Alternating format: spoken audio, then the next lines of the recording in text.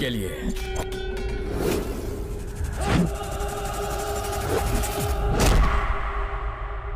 जनता का राज है। Hello friends, आज की वीडियो में हम बात करेंगे एक्टर जूनियर एनटीआर के बारे में। जूनियर एनटीआर साउथ सिनेमा में ही नहीं, पूरी दुनिया में एक जाने माने एक्टर हैं। साल 2018 में जूनियर एनटीआर को फोर्ब्स मैगजीन की 100 सेलिब्रिटी लिस्ट में 28th पोजीशन पर रखा गया था। जब एनटीआर केवल 20 साल के थे, तब तक उनकी कई सुपरहिट फिल्में एज ए लीड रोल आ चुकी थीं। जूनियर एनटीआर का लकी नंबर 9 है, जिसे वो हर कीमत पर अपने नाम कराते हैं। जूनियर एनटीआर को उनके फैंस ने यंग टाइगर भी नाम दिया है और जूनियर एनटीआर की पहली मूवी बाहुबली और RRR के फेमस डायरेक्टर SS राजामौली ने ही डायरेक्ट की थी, पर ये उनकी डेब्यू फिल्म नहीं थी। दोस्तों, इस वीडियो के जरिए हम जूनियर एनटीआर की ऐसी ही कई स्टोरीज और इंटरेस्टिंग फैक्ट्स जानेंगे, इसीलिए वीडियो को एंड तक जरूर देखें। लेकिन आगे बढ़ने से पहले जान लीजिए, मेरा नाम है अभिषेक और स्वागत है आपका हमारे YouTube चैनल में। तो चलिए शुरू से बात करते हैं। जान से भी प्यारी तुम्हारी दोस्ती तो हमेशा होगी। खुशी खुशी कुर्बान हो जाऊंगा। दोस्तों, सबसे पहले जूनियर एनटीआर के नाम और फैमिली बैकग्राउंड पर बात करते हैं। जूनियर एनटीआर वैसे तो इसी नाम से जाने जाते हैं, पर उनका पूरा नाम नंदामुरी तारक रामाराव है। ये नाम जूनियर एनटीआर के दादाजी का था, जो अपने टाइम के तेलुगु सिनेमा के बहुत बड़े एक्टर थे। उन्होंने 60, 70 और 80 के दशक तक बहुत सारी सुपरहिट फिल्मों में काम किया था। आगे चलकर सीनियर एनटीआर ने राजनीति में कदम रखा था और तेलुगु देशम नाम की खुद की पार्टी भी बनाई। सीनियर एनटीआर लगातार 3 बार आंध्र प्रदेश के चीफ मिनिस्टर भी रहे थे। नंदामुरी फैमिली तेलुगु सिनेमा में काफ़ी जानी मानी फैमिली है। न सिर्फ ये लोग तेलुगु सिनेमा में बल्कि पॉलिटिक्स में भी काफ़ी एक्टिव रहते हैं। सीनियर एनटीआर मतलब जूनियर एनटीआर के दादाजी के टोटल 12 बच्चे थे, जिनमें 8 लड़के और 4 लड़कियां थीं।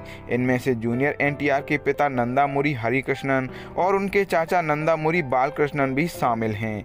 जूनियर एनटीआर के पिता नंदामुरी हरिकृष्णन भी एक फेमस एक्टर, प्रोड्यूसर और पॉलिटिशियन रहे, लेकिन फिलहाल वो इस दुनिया में नहीं हैं। जूनियर एनटीआर के चाचा नंदामुरी बालकृष्णा तो तेलुगु सिनेमा के एक जाने माने एक्टर हैं ही, जिन्हें आप लोग शायद जानते ही होंगे। जूनियर एनटीआर के फादर ने 2 शादियां की थीं। पहली शादी लक्ष्मी नंदामुरी से और दूसरी शालिनी नंदामुरी से। अपनी पहली वाइफ से उन्हें 3 बच्चे थे। जूनियर एनटीआर के पिता ने दूसरी शादी सबसे छिपाकर की थी और जूनियर एनटीआर के जन्म तक इस शादी के बारे में किसी को कोई खबर नहीं थी। 20 मई 1983 को जूनियर एनटीआर का जन्म हुआ। जूनियर एनटीआर के नामकरण पर इनका नाम तारक राम रखा गया था, लेकिन कुछ टाइम बाद जब सीनियर एनटीआर मतलब उनके दादाजी जूनियर एनटीआर से मिले, तो उन्हें लगा कि ये बच्चा अपनी लाइफ में बहुत नाम कमाएगा। इसीलिए सीनियर एनटीआर ने उन्हें अपना नाम दिया और जैसा जूनियर एनटीआर के दादाजी ने सोचा था वैसा ही हुआ। जूनियर एनटीआर आगे चलकर बहुत बड़े एक्टर बने। जब जूनियर एनटीआर के दादाजी ने उनका नाम बदला था, तब उनकी उम्र केवल 11 साल थी। जूनियर एनटीआर की स्कूली पढ़ाई हैदराबाद के ही एक स्कूल से कंप्लीट हुई। जूनियर एनटीआर को बचपन से ही फिल्में देखने का बहुत शौक था, खासकर अपने दादाजी की फिल्में, और वो बचपन से ही अपने दादाजी जैसे ही बनना चाहते थे। अपने दादाजी जैसे बनने की चाह ही उन्हें एक्टिंग की ओर आकर्षित करती चली गई। दोस्तों, जूनियर एनटीआर का फिल्मी डेब्यू महज 8 साल की उम्र में हो गया था, जब उन्होंने ब्रह्मा ऋषि विश्वामित्र मूवी में एक चाइल्ड आर्टिस्ट के तौर पर काम किया था। ये मूवी साल 1991 में आई थी, जिसके डायरेक्टर और कोई नहीं उनके दादाजी सीनियर एनटीआर ही थे। इसके बाद जूनियर एनटीआर 13 साल की उम्र में साल 1996 में फिल्म रामायणम में लीड चाइल्ड आर्टिस्ट के तौर पर नजर आए। इस मूवी में उन्होंने भगवान श्री राम की भूमिका निभाई थी। ये मूवी उस टाइम एक बड़ी सक्सेसफुल मूवी रही। इस मूवी को बेस्ट चिल्ड्रन आर्टिस्ट का नेशनल अवार्ड मिला था और एनटीआर को उनकी इस मूवी में एक्टिंग के लिए बहुत तारीफ मिली थी। दोस्तों, अभी तक आपने हमारा चैनल सब्सक्राइब नहीं किया है तो कर लीजिए। हम आगे भी ऐसी ही इंटरेस्टिंग वीडियो आपके लिए लाते रहेंगे। जूनियर एनटीआर को 16 साल की उम्र में ही बतौर लीड एक्टर पहला रोल ऑफर हुआ। ये मूवी थी स्टूडेंट नंबर 1, जो बाहुबली मूवी के जाने माने डायरेक्टर SS राजामौली की भी डेब्यू फिल्म थी। जूनियर एनटीआर ने बतौर लीड एक्टर सबसे पहले इसी मूवी में काम किया था। पर ये मूवी उनकी डेब्यू फिल्म नहीं मानी गई क्योंकि इस फिल्म को बनने में काफ़ी टाइम लग गया था और मूवी की रिलीज डेट आगे ही बढ़ती रही। इससे पहले कि ये मूवी रिलीज होती, जूनियर एनटीआर की दूसरी मूवी भी कंप्लीट हो गई थी जिसका नाम था निन्नू चौदालनी, और ये मूवी उनकी पहली मूवी से पहले रिलीज भी हो गई, इसीलिए निन्नू चौदालनी ही जूनियर एनटीआर की डेब्यू फिल्म मानी गई। निन्नू चौदालनी मूवी साल 2001 में आई थी, तब जूनियर एनटीआर की उम्र मात्र 18 साल थी।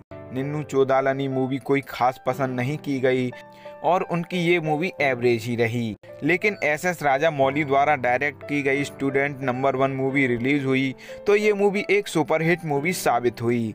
अगर ये मूवी पहले रिलीज होती तो जूनियर एनटीआर की एंट्री एक सुपरहिट मूवी के साथ होती। दोस्तों, सिर्फ फिल्मों में ही नहीं, जूनियर एनटीआर ने टीवी पर भी काम किया है और इसकी शुरुआत उन्होंने 1996 में भक्ता मार्कंड्या शो से की थी, लेकिन उसके बाद वो फिल्मों में आ गए। फिर भी वो टीवी पर होस्ट और गेस्ट के रूप में देखे जाते रहे हैं। स्टूडेंट नंबर 1 मूवी के बाद जूनियर एनटीआर की कई फिल्में लगातार रिलीज हुई, जिनमें कुछ एवरेज, कुछ फ्लॉप तो कुछ सुपरहिट रहीं।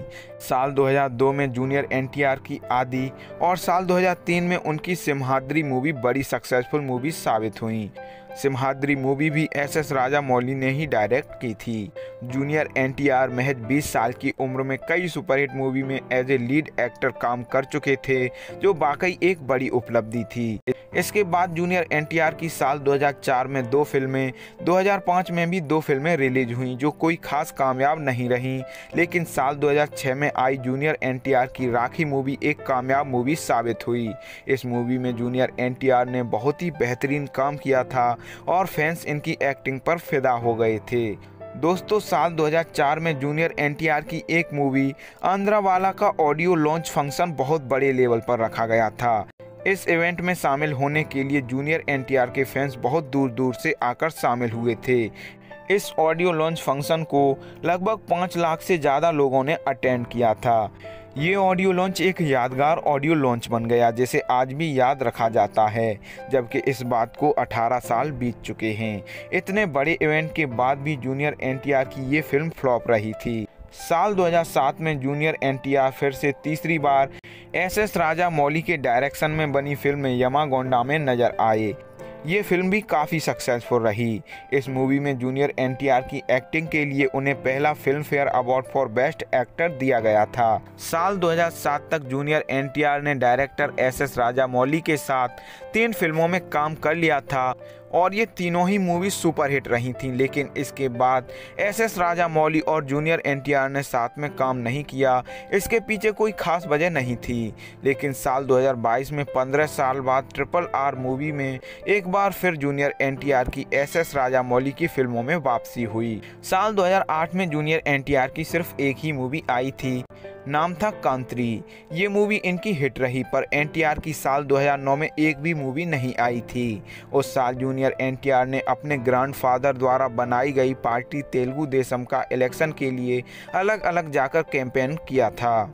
जूनियर एनटीआर उस साल इलेक्शन में बहुत बिजी रहे थे, जिस वजह से उनकी कोई भी मूवी का शूट न हो सका। जूनियर एनटीआर की इस पार्टी की कैंपेनिंग के दौरान जान जाते जाते भी बची थी। दरअसल वो एक जगह पार्टी प्रमोशन के लिए अपनी SUV से जा रहे थे। इसी दौरान उनका बड़ा एक्सीडेंट हो गया और वो गाड़ी के नीचे दब गए थे। जूनियर एनटीआर इस एक्सीडेंट में बहुत गंभीर रूप से घायल हो गए थे। चोट इतनी ज़्यादा थी कि उन्हें तुरंत ही हॉस्पिटल में एडमिट कराया गया। हॉस्पिटल में जूनियर एनटीआर कई दिन एडमिट रहे और कुछ दिन बाद उनके चाहने वालों की दुआओं से वो ठीक हो गए। उसके बाद जूनियर एनटीआर ने फिर से फिल्मों में काम करना शुरू कर दिया। साल 2010 में जूनियर एनटीआर की अधूरस फिल्म आई, जिसमें उनकी ब्रह्मानंद के साथ कॉमेडी भी काफ़ी पसंद की गई और मूवी एक सुपरहिट फिल्म साबित हुई। इसके बाद जूनियर एनटीआर फिल्म वृंदावनम में नजर आए। ये भी एक सुपरहिट मूवी रही। साल 2011 में जूनियर एनटीआर की शक्ति, ओसरबली मूवी आई। ये भी उनकी सुपरहिट मूवी रही। साल 2012 में उनकी दम्मू मूवी आई और वो भी जूनियर एनटीआर की हिट मूवी लिस्ट में शामिल हो गई। जूनियर एनटीआर की ये सभी फिल्में बाद में हिंदी में भी डब की गईं और यहाँ से जूनियर एनटीआर नॉर्थ इंडिया में भी तेजी से फेमस होते गए। साल 2013 में जूनियर एनटीआर की बादशाह मूवी आई, जिसे उनकी ब्रेक थ्रू मूवी बताया जाता है। ये मूवी बहुत बड़ी हिट रही थी। इस मूवी में जूनियर एनटीआर पिछली फिल्मों से कई ज़्यादा हैंडसम नज़र आए और उनका लुक काफ़ी चेंज हो चुका था। न सिर्फ पूरे भारत में बल्कि इस मूवी को जापान में भी बहुत पसंद किया गया और मूवी को जापान के एक फेस्टिवल में भी दिखाया गया था। इसके बाद जूनियर एनटीआर जापान में एक फेमस एक्टर बन गए और उनकी फिल्में जापान में भी खूब पसंद की जाने लगीं। जूनियर एनटीआर जापान में रजनीकांत के बाद सबसे ज़्यादा पसंद किए जाने वाले एक्टर हैं। अब आप इस बात से खुद ही जूनियर एनटीआर की प्रसिद्धि का अंदाज़ा लगा सकते हैं। बादशाह मूवी के बाद जूनियर एनटीआर की कुछ मूवी आईं जो ज़्यादा सक्सेस नहीं रहीं, पर साल 2015 में आई उनकी एक मूवी ने उन्हें बहुत बड़ा सुपरस्टार एक्टर बना दिया। ये मूवी थी टेम्पर, जो बड़ी सक्सेसफुल मूवी साबित हुई। बाद में इस मूवी का हिंदी रीमेक भी बनाया गया।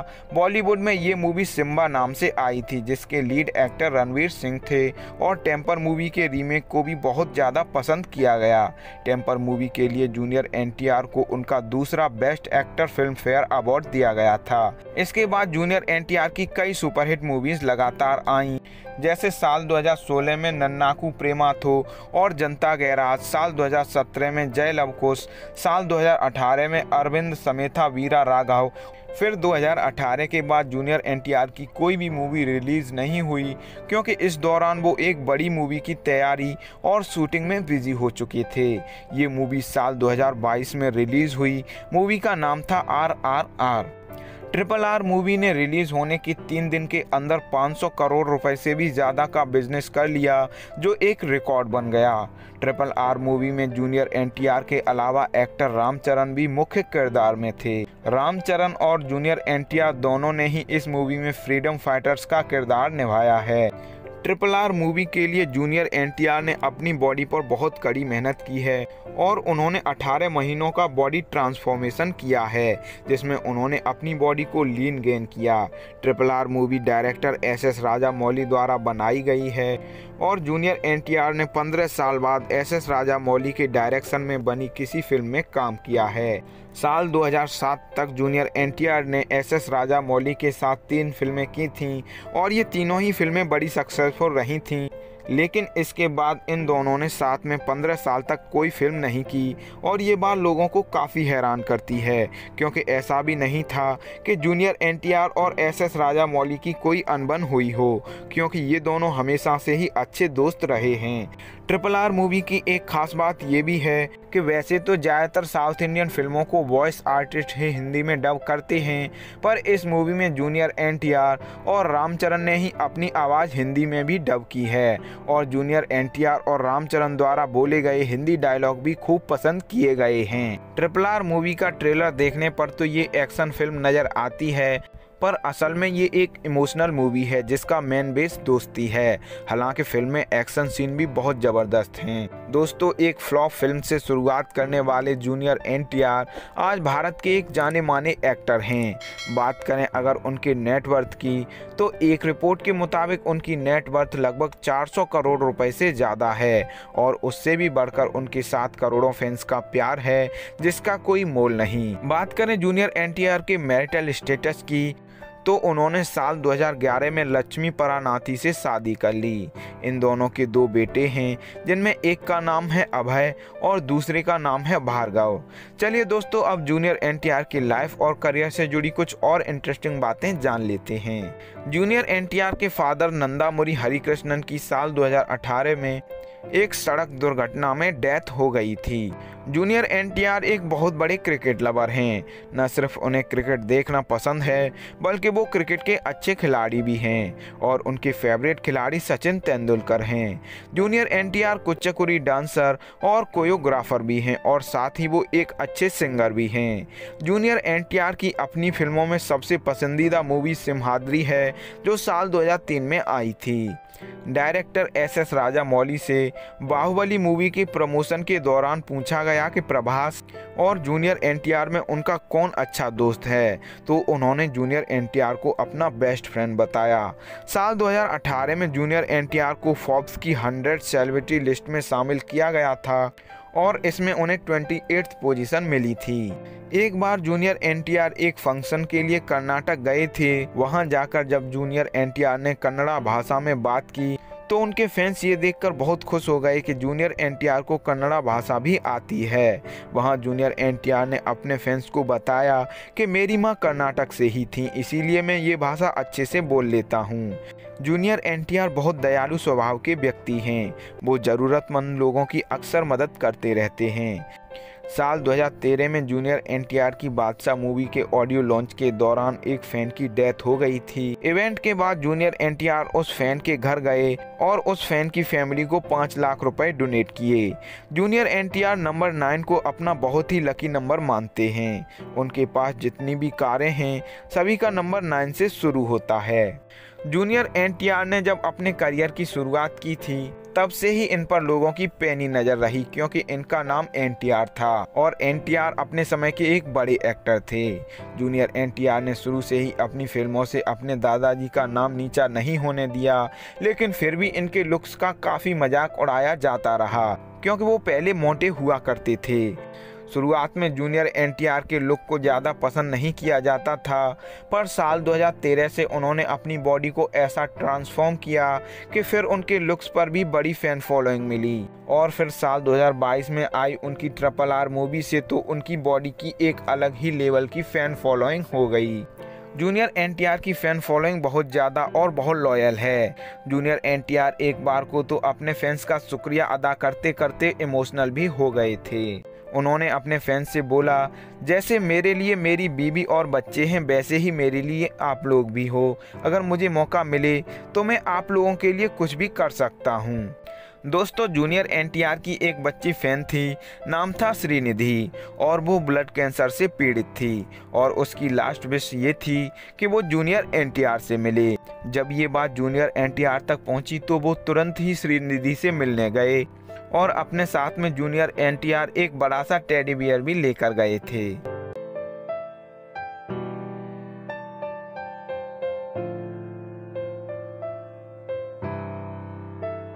जूनियर एनटीआर के फैंस हमेशा से ही उनका बर्थडे आने पर सड़कों पर निकलकर जोरों शोरों से सेलिब्रेट करते आए हैं, लेकिन साल 2020 और साल 2021 में जूनियर एनटीआर ने अपने फैंस से अपील की कि कोविड गाइडलाइंस का पालन करें और मेरा बर्थडे सेलिब्रेट ना करें। जूनियर एनटीआर के फैंस उनकी हर बात सर आंखों पर रखते हैं। इसी वजह से इन 2 साल जूनियर एनटीआर का बर्थडे सड़कों पर सेलिब्रेट नहीं किया गया। दोस्तों, जूनियर एनटीआर अपने बचपन का एक किस्सा शेयर करते हुए बताते हैं कि उन्होंने एक ऐसी शरारत कर दी थी जिससे उनके एरिया का ट्रांसफार्मर ब्लास्ट हो गया था। फिर इसके बाद 3 दिन तक पूरे एरिया की लाइट गायब रही थी।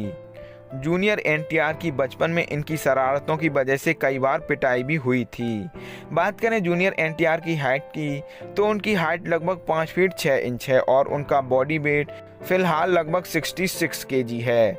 जूनियर एनटीआर की सोशल मीडिया पर भी बड़ी फैन फॉलोइंग है।